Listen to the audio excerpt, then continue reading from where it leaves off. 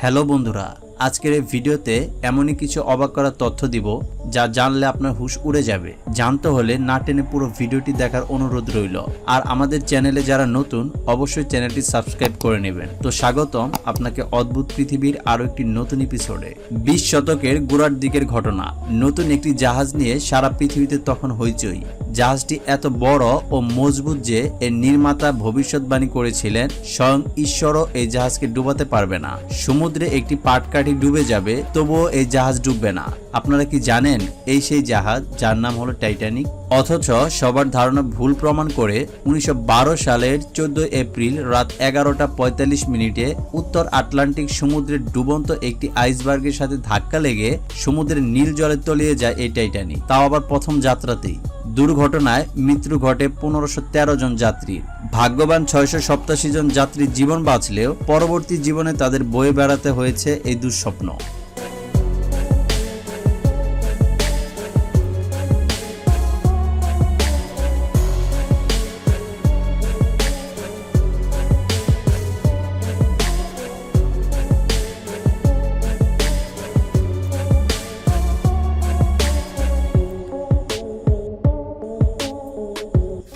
Titanic জাহাজটির designer Thomas এনরুর দাবি ছিল Titanic কোনোদিনও ডুবানো সম্ভব না। আসলে তিনি গায়ের জোরে কথাটি বলেননি। টাইটানিক জাহাজটির ডিজাইন এমনভাবে করা হয়েছে যা সকল প্রকার ঝড় জলোচ্ছ্বাসের মধ্যেও সমুদ্রে বুক চিতিয়ে চলতে পারবে।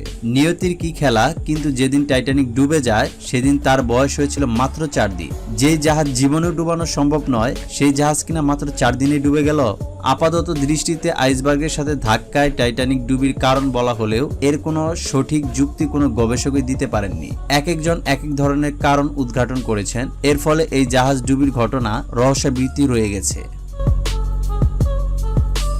সমুদ্র পথে এমন আইস ওয়ার্নিং আনইউজুয়াল কিছু নয়। একটি জাহাজ যখন সমুদ্রে যাত্রা শুরু করে তখন সাধারণত আশপাশের নৌযানের সাথে রেডিওর মাধ্যমে যোগাযোগ করে যে সমুদ্রের এই জায়গায় বরফ আছে কিংবা ওই অঞ্চল বিপজ্জনক, তাই সাবধানে যেন এগোতে পারে নৌযান।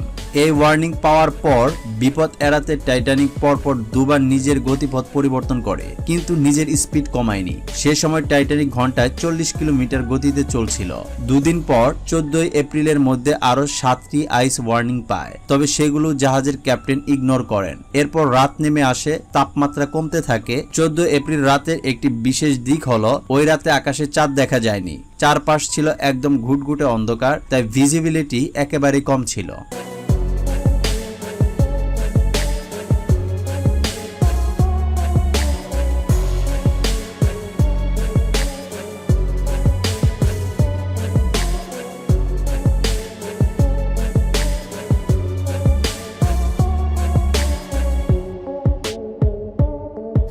জাহাজের উপর একটি ক্রুজ নেস্ট থাকে, যেটিকে লুক আউট পয়েন্ট বলা যায়। সেখানে যে স্টাফ নিযুক্ত করা হয় তার কাজ জাহাজের সামনে কোনো ট্রাফিক অবস্ট্রাকল কিংবা কোনো আনইউজুয়াল কিছু দেখলে সে বিষয়ে ক্যাপ্টেনকে জানানো।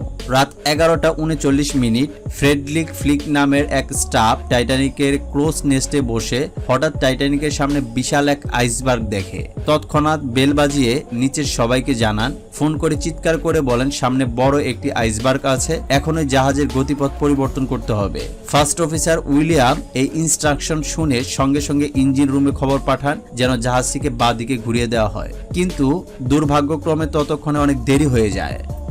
আর ঠিক 1 মিনিট পর 11:40 টাইটানিকের সেই বিশাল আইসবার্গের সঙ্গে ধাক্কা খায়। কি অবাক হলেন? অবাক হওয়ারই কথা। এতে জাহাজের 300 ফুট আয়তনে এক বিশাল গর্তের সৃষ্টি হয়ে পানিরোধক অনেক রুম পানিতে ভরে যায়। এর মাত্র 2 ঘন্টা 40 মিনিট পর জাহাজটি ডুবে যায়। এই ঘটনায় 1517 জন যাত্রী ও ক্রু 2 ডিগ্রি সেন্টিগ্রেড উষ্ণতার সমুদ্র জলে অসহায় অবস্থা প্রাণ হারায়। এরপরের ইতিহাস তো সবারই জানা। প্রশ্ন জাগতে পারে, একটি বরফের টুকরা কিভাবে একটি মেটালকে কাটতে কিংবা ভাঙতে পারে? হ্যাঁ, আপনার ফ্রিজে রাখা বরফ দিয়ে হয়তো মেটাল কাটা সম্ভব নয়, কিন্তু এটা বরফের টুকরা ছিল না, বলা চলে আস্ত এক বরফের পাহাড় ছিল।